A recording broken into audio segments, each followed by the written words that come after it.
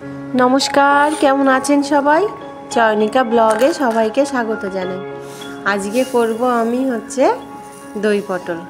কিছু কাজু পোস্ত ভিজিয়ে নিলাম আর এদিকে জিরে আদা আর এই জিরে আর আদার মধ্যে দিয়ে দেব 3টে এলাচ গন্ধটা ভালো আসার জন্য। এদিকে দেখুন পটলগুলো আমি খোসা ছাড়িয়ে রেখেছি, পুরোটা খোসা ছাড়াইনি আর মাঝখান দিয়ে একটু এরকম কেটেও রেখেছি। মাঝখান দিয়ে একটু কেটে রাখলে ওর মধ্যে ভালো মতন ঝোলের মশলাগুলো ভালো মতন ঢুকবে। তাই আরেকটা বাটিতে আমি হলুদ, শুকনো লঙ্কার গুঁড়ো আর ধনে গুঁড়ো একটু জলে ভিজিয়ে গুলে নিই।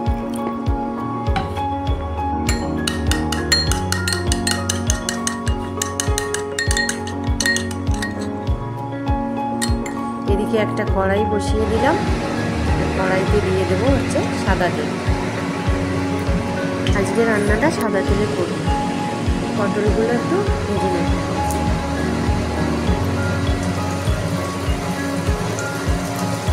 কড়াইয়ের আঁচটা, গ্যাসের আঁচটা একেবারেই কমিয়ে রাখবো।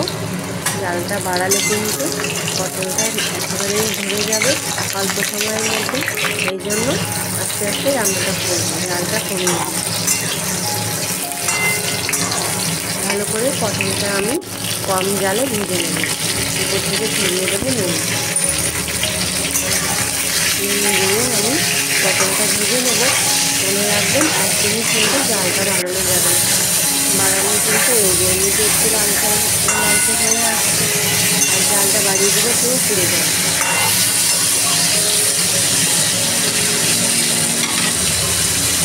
হলুদটা এখানে আর দিলাম না, পটলটা একটু সবুজ সবুজ থাকবে, ভালো হবে এবং জলের মধ্যে দেখতেও ভালো লাগবে। ওই আপনারা রান্না করলে হলুদ দিয়েও পটলটা ভাজতে পারেন। এইভাবে আমি পটলটা তুলে নিলাম। নিজে তেল রয়েছে, তেলটা ঝরা দিয়ে আমি তুলে নিলাম।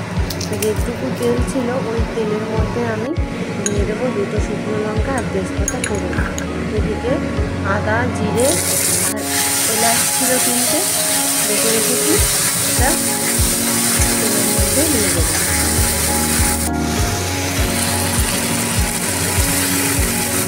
মশলা বলতে যে হলুদ আর শুকনো লঙ্কা গুলিয়ে রেখেছিলাম বাটিতে, ওইটাও ওই মশলার মধ্যে দিয়ে দেবো।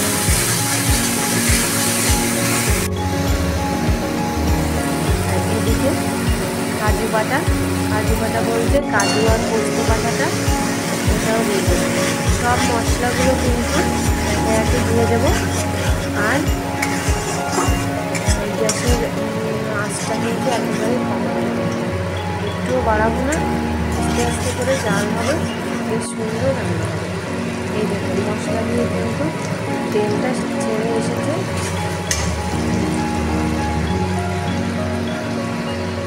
এবার আমি ভেজে রাখা পটলটা দিয়ে দেবো।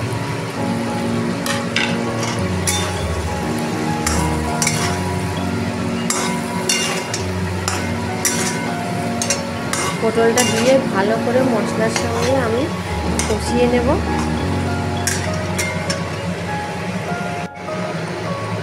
উপর থেকে দিয়ে দেব পরিমাণ মতো নুন আর 1 চামচ মতো চিনি। টক দই দিয়ে রান্না করব, একটু চিনি দিলে অল্প অল্প মিষ্টি লাগবে, খেতে কিন্তু ভালোই লাগবে। চিনি যারা বেশি খায় তারা আরেক চামচ বাড়িয়ে দিলে ভালো লাগবে খেতে। ভালো করে কষিয়ে নিলাম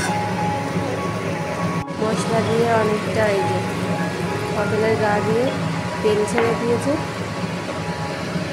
এইবার ফেটিয়ে রাখা টক দইটা চারিদিক দিয়ে ছড়িয়ে দেব।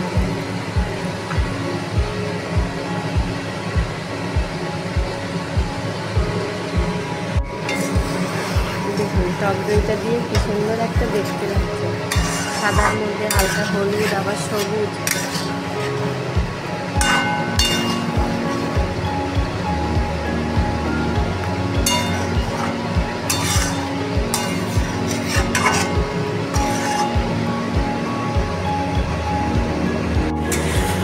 করে কষিয়ে নেওয়ার পরে দেখুন রঙটা কি সুন্দর এসেছে।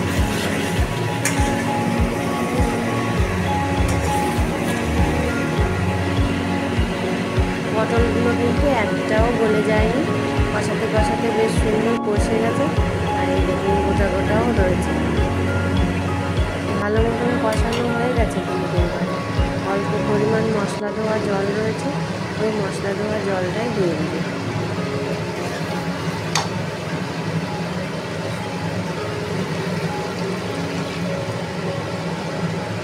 খুব অল্প জল দিলাম, এইবার ভালো করে ফুটিয়ে নিতে হবে।